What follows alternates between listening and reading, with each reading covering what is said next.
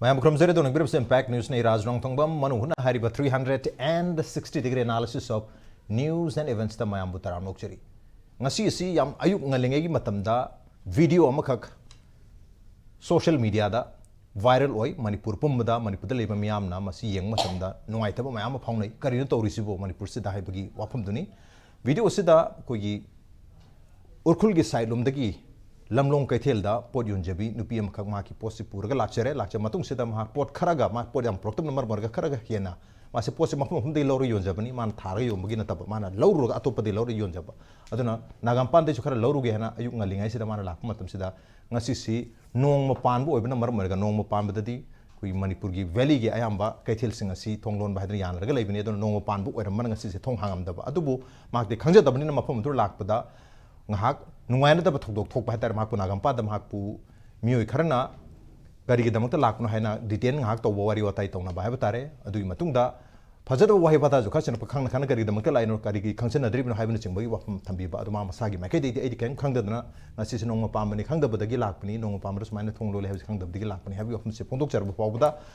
yana ba prokta ba habatare atubu ma se hallage to matamda ma ki pot se yorum da ba habatar maruina pot mayam se mangda pot am ka thoiding kilo Taraga Manga Puja Yarum the Badu Ser Palana Sing Musu Yarum the Bagi Wapum Si Mang Magi videos at the Pondro Pata Madu Matung Tarakuta Tongan Civil Society Maruena Restoration of Peace in Restoration Forum for Restoration of Peace in Manipurgi Qui convene Uriba Oza Asanka Sara after Maki Market Yam Tuna Lamlong Katilda Hariban Nupi Sig Unaraga Karigumba Ton the Todomata Sati Mondo Tokpa Late Ayaka Levinary Haidana Social Media the Tagalak Pagi Kitang the relief Ogi Madu Matunda in Fal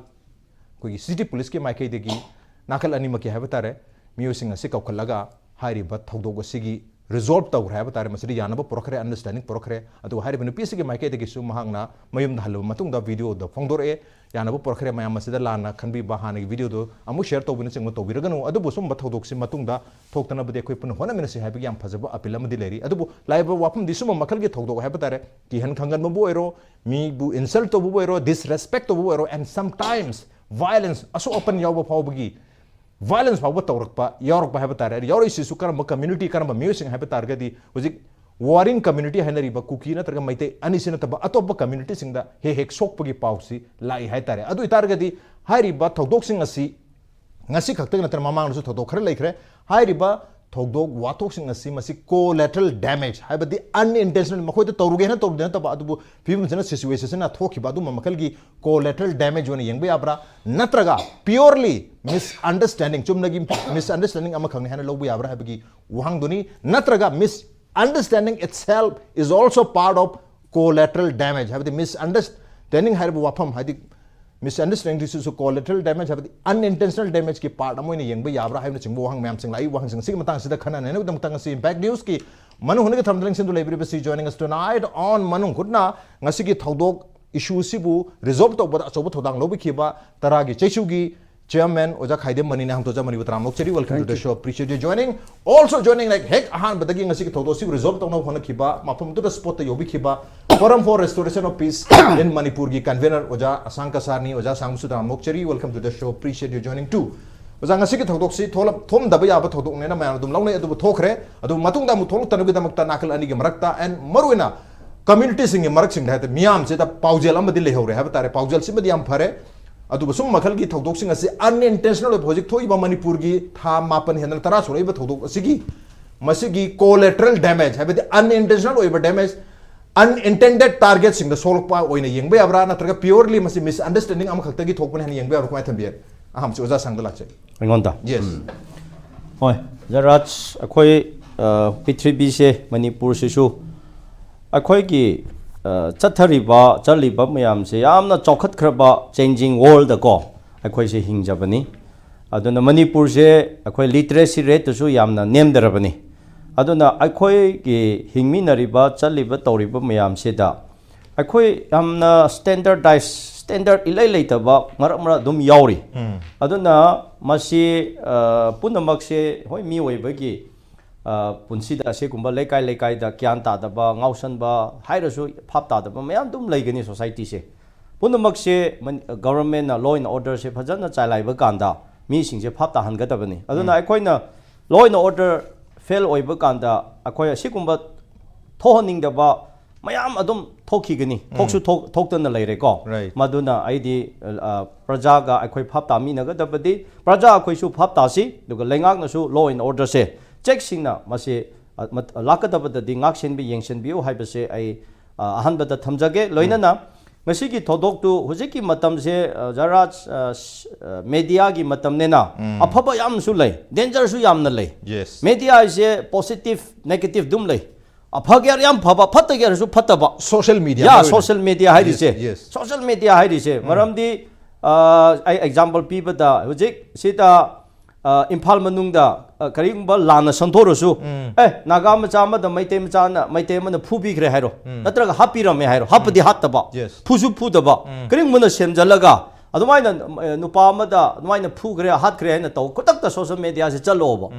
akhoi gi chandel ukhrul sanapati naga laiba mafam da dum langgni ko adu natrasu ukhrul da maite macha ma da phare phubi re hairo ni serana lantho ba ko se imphal da su laiba maite sing si ju gyan ta da ba khara yan mal yut sing lai se amu lang ga ne akoi se adu social media hai be se asi kumba the danger way adu akoi na khangja ning bi hai jan ning bi social media natra ga akoi smartphone net pai ri si chinar mayam na authenticate oibra oidabra facetious oibra oidabra masi proof lebra leitabra asengbra sendabra hamna khandoba matam da akoi na pau chai ro su chai ba ko adung ba ma akoi social media da aduki akoi na singna phajana kyan ta na sijina ga da ba ma lei natradi danger oigani Yes. adu na ngasai do ngasi ki thodok tu di adumaina aisu hek tumla hokal la kanda ngasi ki program cha se na khose na mai mi ta thari ngai da whatsapp tu hanba kanda sigi pause lakhre sini nuai tre haidana akoi oja khoi ki akoi group le thakana khon na tawna kanda adu de aina akoi angang sing khara da mi do magi contact tu number loro aingon do call toro hello haina aina thagalure khoi ki tangku ki whatsapp ama da ko adu aingon da mi du na number piraraga ai phat khudak ta challaga phone tawraga ai lomlong da paisan bani lomlong da tu pairaga ngasai victim do hana unara kanda aina mangbu hana statement lawi adu lawdringe da ai social media da thakate kana so ai haide lawra kanda aina nangbu khut thabra phubra adung ba tawbra aina haiba kanda oja phubadi tawte khuti thade adu bo sumaina akhoi pot khra lawkhre adu akhoi da wahai wata pamda khra di ngang khre haina manu se sengna tamme adu bo magi thamoi sokpudi ngasai 마게 포체도 요라가 힝라 짜잡네나 마도 도독바 포투 문비 키바게 타모이데 암 솔라 갑디 갑베마 아이 갑로노 아코이 레레 아두 미도 아코이나 나 아두 마이나 마람 짜다 tawbudi yaro aina tawra kanda maga aise phajana wari sare aina console khra tawbire phajana console kaira console akhoi gi hoi akhoi gi counseling hai batare tawna da khotna na aina photo kami naraga ai khoi gi social media da aina thagale mi do aigal hujik phaminare aduna madu makha tabado aikhoi wari sagani maram chadana tawbado aikhoi yaroi action logani aduna hujik masiki phajana mayek sengdringe da kana kana na serana tawraga ama tawbado lepiyo ngahatang topiyo haibese social media da social media da aina hoi lana santo big no aise facebook da thagale with photo aduga akoi whatsapp group mayam da ko adudi matang tawre adudeki oja ahan akhoi gi angle ki group su laksale taragi chesu se laksandana aina lomlong da moido otana laire go akhoi unaraga mu mi duga pulap akhoi phaminaraga wari se sare sa kanda mayam tawraga akhoi version du taminare victim gi ai sengna hai oja na support tawe aina phare akhoi si do loisan be yaroi version je victim bi su tagani aduga accused ki version su tag kigini animak tar kanda akhoi loisanaba ma purakatbane maram chana loisanbe yaroi haidana ko adu phajana ahanama oina taragi chesu ojana li tawraga laktana as akhoi soi mase akhoina yaroi maite oirusu se akhoina yaroi nang ibema nang wakhan waganu kapkunu akhoina tawgani nangi kai kai changkhibasu akhoina dum moina adoda compensate tawdrosu akhoidagi pocket puthoraga pigani sidi tahoidabane aina moi mayam la ai ko khuraidigi akhoi oja yamagi da leiba mi khra ai khangnabasu phone tawna moi sum yam chelle papa tawra akhoi se naina khotana phone tawdana adudi mi do phab tare phase khojena marai pai bi ama ma akhoi gi samnari ba mayam khangnaba se so singse da ai loina adum haire oja noni ne kana honare taragi chesu na jo best level da tawre oja thobadu su haire ko ase phajaroi na taw kanda loina makse oc da yaure oc da yawbadegi oc na madu team ama puraga hojeki accused person hai batare some person do adu thikalaga mana 모이기 스테이션도 부러크래봐. 부러가 시티 폴리스 스테이션다. 시티 폴리스인데 부러가 모이나 로캅기 모ong다 아무도 탐그래봐. 탐락간다 아두 어디 호지 그만 또스라이 능사 아이나 타갓부도 우브네나 아두 톱네나 오시나 리 떠러가 모이쇼 롬롱다 라크래봐. 아두도 레레 해부도 파우도 팡문네나. 아두마이나 떠러가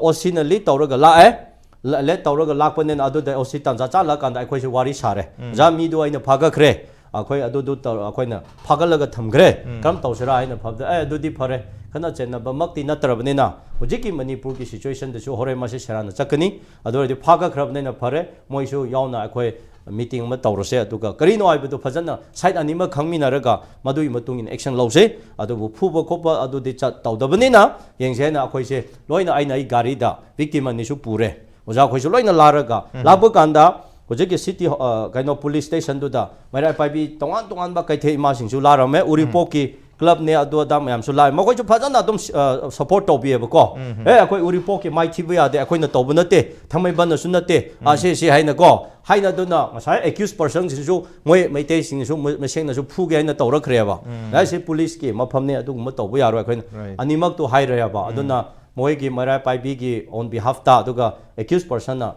모이 마얌 짱라가 아코이 무투모노도 떠러로이 마시 쇼이키버데기 아코이 마라 파이비나 tawbunate se community digi tawbusunate individual khara digi thokibene individual singdo sini haina khoi lale khole bajana repeatedly haire khoi mamang da go adudi accused singdo hai halo haina muk puthoraga accused marak te ki somu hai halaga ngasai ke khoi ge victim singdo da khucho halaga khoi soi khre lange bajana haimba kanda adudi victim nangge nage opinion karmai lere khoi loina hai khoi mi changkana su tawde mana su phare ai akhoi khut thanabani nate ado ai gi pot khra mungkhibegi ai nungai tan ai su tawrubani adona phare na lale khole matumno tawroi hairabne na akhoi ishor machane na ishor gi ming da akhoi copy rage adumai na tawnor se matumno da haina ko collateral damage masimak unintentional damage haibana ba yes unintentional si amuk misunderstanding su oibe ya right mari irrelevant haibadi hojiki soiru reba individual mera paibe kathen phambi hairisi ko noi nomo panmane chidana khandra adu da hain tawda khangwam di thokta ba akoigi nagagi channupi ni tribal ni ade nomo panba akoi chereso na khangdaba ya du sunday da christian ni tawdu de ko loin khangidana yes yes adugi loinama khangdaba ya de actually loinama khangdabne chulaite aduna adugo migi port aduda yoluba ado mohoina hojiki tawriba chengnang phamma yade khote na migi pochega ngahang loksindana ga tawriba kholuriba port pono makto ma naganu pini akhone ta tawra lore haibidi nate ba that is why unintentional haibido nagani hairaga tawbudi nate ba individually moi tawrido lale ko lale habidu de ko yase ba adubu nagani mate ana tawribani haibidudi nateyaba as rightly pointed out aikoigi achangka chana so haripse aduna adugum by intentionally tawbana taba unintentionally tawba tu jo bhab tanada badigi ningthi jana phajana haibi raga loire ngachi che nongma pa mani aikoi phamde aikoi mar chumoi kon haibi su yaure aba noigi sunday da su aikoi phamdripsini aduga nongma pan bada su aikoi tha amagi oina amutang social service tawnana ba haidana chumaina afaba good intention da tawbani khotpane na mogi haibisu leire bako adu de khangda mitu phajana takpiraga ai now ichan iche not much this home to gonna nang pochai si puro hayo ma pura thadoktriya ba mana habi gari mon bi yauri hai adu gi yaure adagi di amma tawre adu lore ha kansida sai mana haibudu maina magi port khara thoiding akoge bilamati borado aduma adudagi maki serphalage nakana maduga a plate ase du logre ko kran to ra adu dain to na khara tinte da ngange khole habi gi lere ko aduna adumana togi ba pot asida matang sa sangna haidu dai hanjalaro phone to na re ko na re ko tara je su ki secretary general na to re amo chong to re hal moi na sing ta kham je ko ya ai na khara je ge lam long da lere sang sai ko ngai re na haibi ge phare ai na chalaga adagi osidu laktana thangal macha amani masu yam phai mana sar khoi suntuna ko chalaga city office ta moi chu mayam le hore aduna mukta phajana bhab tamina se ne yam phare haidana adagi nupi machadu chu aina control tore mase maitai na tawbani aduna ana adomda puganu individual ne mala lebedo koi haina si lalabadi magi lalaga tokun tokpado dandi do pipum tokpudu pisi haidana adu di chumme kana ra maga loina ba mabungla matai ram su yaure ba ko nupam chama manu chu adu du na masu sauram na ha ngai khonang su saugunu haina pure haraga ujike sangna hari dumaina ai bomma tawdana tawre chiki tawringai marak sida amuk yongchak upalising taruki yongchak tu pubi gare haidana mokhoi akidu kana noi bedu CCTV footage da dit lerma ya hai adu da loin to hai nang sai uripok ki apunba club ke kanwa laktana khoi ge ibungo ma sena iboke ba tarun ma ga thol laktana adu tu hain to ra mo gi so donation gi bhapta nangi longchal sing taruk mang bodo akhoi lising ani ohum potwe mana ani potwe digi nupi karana koi manga potwe en tor lising nipan okay lising taru ke pot mang bodo lising nipan ai masina nangi kano ena donation kale hani mateng haitare anang haktung ikai ba nungai ba napuni nungsi bedo aduna torga nipan si torga matung nau tawdana ba torse adna moichu harauna chakre han begi do so cha hai bedo maina koi nangi pot chaido adu mang bi ganate mangina te taragi chesu Kalasena body amu oina nang lupa lising amatang nang mating pangbiga na pange lamlong na dum pangame aduga sai gi channel buket tarun sina magi thoiding puthore thoiding do ai lu bi rage pura no haila lising ani pire adunu bi macha le yamali dada yamali lising jo phada badu lising ani loro adana nangi nangunda mating pangmani hai torga koina amma pibuga ahum pura chakare adigi accused oiba haitare sum nakal haitare adu so ko lale ko le haidana ko gi tongan tonbo organization loop ani ohungi mamin di polaroi aduna ko so gare on behalf of ai loop achi tumta tawbani hayana adagi di atai mam ge ko gi lasam mam ko kari goi mam na khara khangna ba haitare moi so laktana khotana asigum se Kanglup amana adumba nagagi kangbuda tawbani adumda haiba nate akhoi loop asina sen loop na natraga akhoi join committee adudu leiko akhoi no organization gi tarapte gi tawbanate se individual oina mayani ohum mari chena tawbani adu kano tawranu si aina haibedi gi moina songa pire aina haibedi gi meta che ore la ibedi aduna mu adu oraga sigum porche collateral oiba de mese natraga misunderstanding oiba porche je he to eba right among the same community da orabsu natraga tokai ba community da orabsu for example narang nahan da ma ha duga eti ga fox ka again lere ko meta du di loire aina mu puthok panate adusu ekoina request aujare aduga moina su yamina bi matungina yanagare adagi amu naga nupi macha khara da du ye tawbi adigi pangal khara da du na du tawbi adigi aduna tawbi haidana koi che khara leyaba akoi aran bam tawbada pangal amana drug phabada pangal punamak drug rolni habi yaroyaba cycle horan bam phabada mado loina makni moi kamudu ne habi yaroyaba maramdi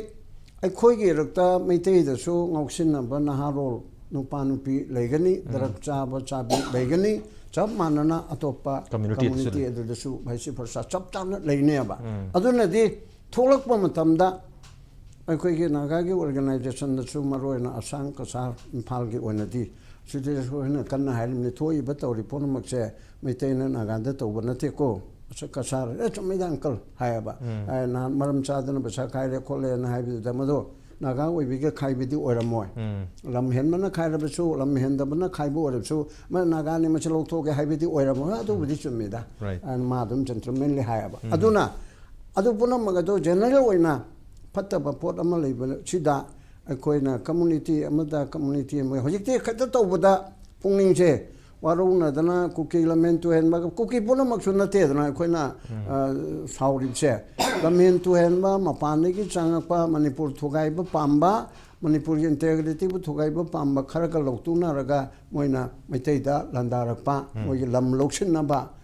possession laina na bigi pot ma tawrakpa pot ne ba maduda somna laman khumna bo hona ba da khara henjinde moina chi henjilli somna chi henjilli haina rim ne ba aduda ani chigi marukta ꯈꯥꯝꯕꯗ ꯌꯥꯎꯒꯗꯣꯔꯤꯕ Meitei ꯄꯥꯉꯜ ꯍꯥꯏꯔꯣ ꯅꯥꯒꯥ ꯍꯥꯏꯔꯣ ꯀꯣ general ꯂꯩꯔꯤꯕꯁꯤꯗ ꯑꯗꯨꯒ ꯑꯗꯨ ꯅꯠꯇꯕ ꯒꯣꯔꯈꯥꯂꯤ ꯅꯦꯄꯥꯂꯤꯁꯨ ꯍꯥꯏꯔꯣ ꯃꯅꯤꯄꯨꯔꯗ ꯀꯨꯏꯅ ꯂꯩꯖꯔꯛꯑꯕꯁꯤꯡꯗꯣ ꯅꯟ ꯃꯅꯤꯄꯨꯔꯤꯁꯤꯡꯁꯨ ꯍꯥꯏꯔꯣ ꯑꯗ ꯃꯣꯏꯁꯤꯡ ꯑꯗꯨꯗ ꯑꯗꯨ ꯇꯧꯔꯦ ꯑꯗꯥ ꯇꯧꯔꯦꯅ ꯍꯥꯏꯕꯁꯦ ꯑꯩꯈꯣꯏ ꯇꯥꯕ ꯅꯨꯡꯉꯥꯏꯇꯦꯕ ꯕꯤꯡ ꯑꯦ ꯁꯦꯅꯤꯌꯔ ꯁꯤꯇꯤꯖꯦꯟ ꯂꯥꯜꯂꯒꯗꯤ ꯑꯔꯥꯟꯕ ꯀ꯭ꯔꯥꯏꯝ ꯑꯃ ꯇꯧꯔꯒꯗꯤ ꯄꯨꯂꯤꯁ ꯂꯩꯔꯤ ꯁ꯭ꯇꯦꯠ ꯐꯣꯔꯁꯦꯁ ꯂꯩꯔꯤ ꯑꯗꯨꯒꯨꯝꯕ ꯂꯣ ꯑꯦꯟ ꯑꯣꯔꯗꯔ ꯉꯥꯛꯀꯗꯕ ꯀꯥꯡꯕꯨꯗꯨꯅ ꯇꯧꯒꯗꯕꯅꯦꯕ